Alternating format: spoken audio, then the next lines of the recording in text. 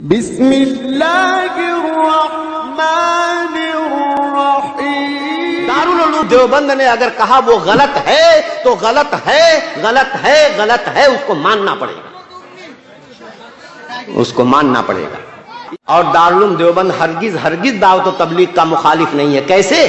اب اگر وہ اس سے رجوع کرتا ہے یہ اس کا کام ہے، اصلاح کر لیتا ہے یہ اس کا کام ہے، اگر وہ اصلاح کر لیتا ہے یہ اس کی عین سعادت مندی کی بات ہے، لیکن ہمارے علم میں کوئی رجوع نہیں ہے، لیکن ہمارے علم میں کوئی رجوع نہیں ہے۔ اور یہی وجہ ہے کہ اس کے بعد ابھی تازہ اپریل کے مہینے میں، وہ جون کے مہینے میں، 2023 کے جون کے مہینے میں، اور ذی-قعدہ کا مہینہ عربی کا چاند کے اعتبار سے 24 ذی-قعدہ کا، میں یہ کہنا چاہتا ہوں کہ یہ چولی دامن کا ساتھ ہے، مدرسے اور دعوت و تبلیغ۔ تو یہ دعوت و تبلیغ کا یہ جو سلسلہ ہے بڑا مبارک سلسلہ ہے۔ دیکھو، دعوت دینا، خیر کی دعوت دینا، اس کی کوئی متعین شکل نہیں ہے منصوص، اس کی شکلیں مختلف ہیں، زمانوں کے بدلنے کے اعتبار سے بھی اس کی شکلیں الگ الگ ہو سکتی ہیں۔ بھائی پہلے زمانے میں یہ شکلیں نہیں تھیں، بڑے بڑے اجتماعات منعقد کرنے، ایسے بڑے بڑے اجتماعات نہیں ہوا کرتے تھے۔ یہ تو حالات کے بدلنے کے اعتبار سے یہ علماء کرام اور بزرگوں نے یہ سوچا کہ بھئی یہ بھی ایک شکل ہے، چنانچہ اس شکل سے بھی جو ہے لوگوں کو دعوت و تبلیغ کی جاتی ہے۔ میرے دوستو، بہت اچھی چیز ہے دعوت و تبلیغ۔ دارالعلوم کے ایک فرزند ارجمند نے اس سلسلے کو باقی رکھا ہے، اور ہمیشہ دعوت و تبلیغ کے ذمہ داران دارالعلوم دیوبند سے مربوط رہے ہیں، اور دارالعلوم دیوبند ہمیشہ ان کی سرپرستی کرتا رہا ہے۔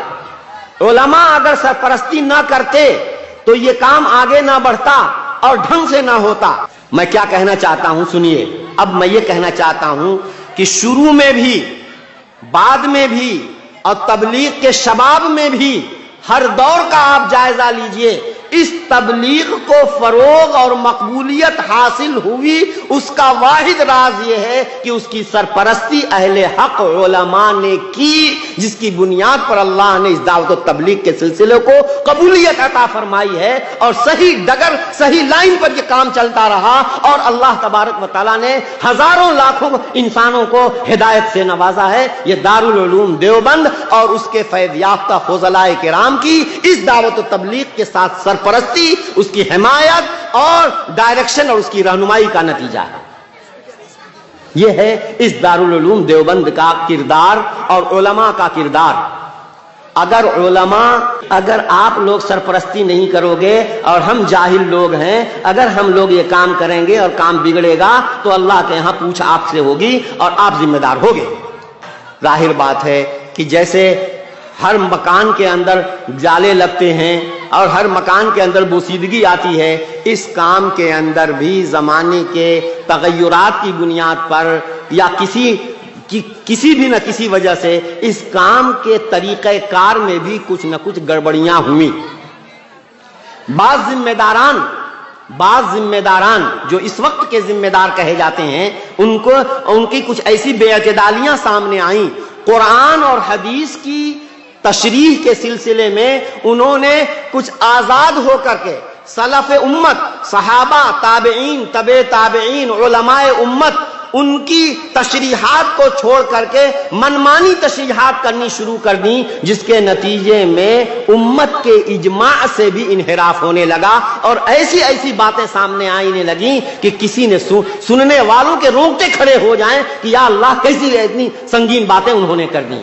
بعض دفعہ انبیاء تک کی توہین ہو رہی ہے، حضرات صحابہ تک کی بھی توہین ہو رہی ہے، اور جناب عالی یہ جو متوارث طریقہ ہے دین کا اور خدمت دین کا، اس متوارث طریقے کو بھی کہا جانے لگا کہ صاحب یہ مدرسوں میں جو تعلیم و تعلم کا سلسلہ ہے، یہ تعلیم اپنی سنت کے طریقے سے ہٹ گئی ہے۔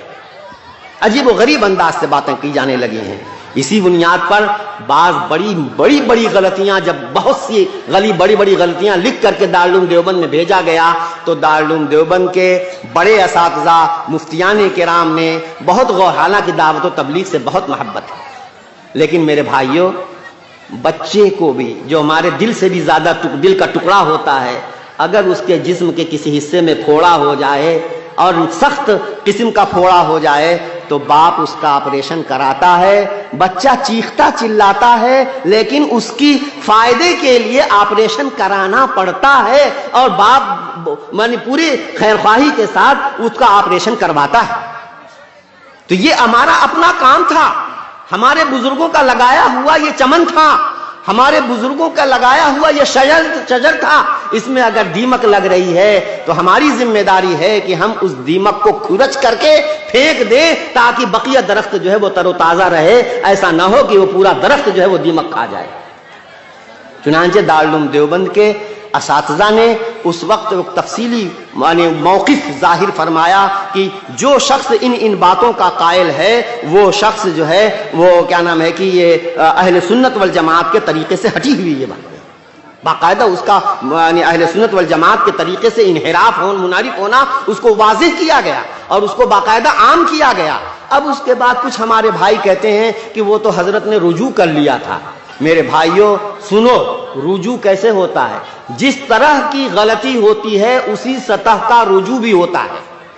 سمجھ میں آئی بات؟ میں آپ کو سمجھا رہا ہوں، جس طرح کی آدمی غلطی کرتا ہے اس غلطی کو سدھارنے کی بھی اسی سطح پر، جس سطح پر اس نے غلطی کی ہے۔ اگر میں نے اسٹیج پر آ کر کے کوئی غلط بات کہی ہے تو اس کا کفارہ یہی ہے کہ میں پھر اسٹیج ہی پر اپنی اس بات کی تردید کر دوں۔ یہی ہمارے اکابر کا طریقہ رہا ہے۔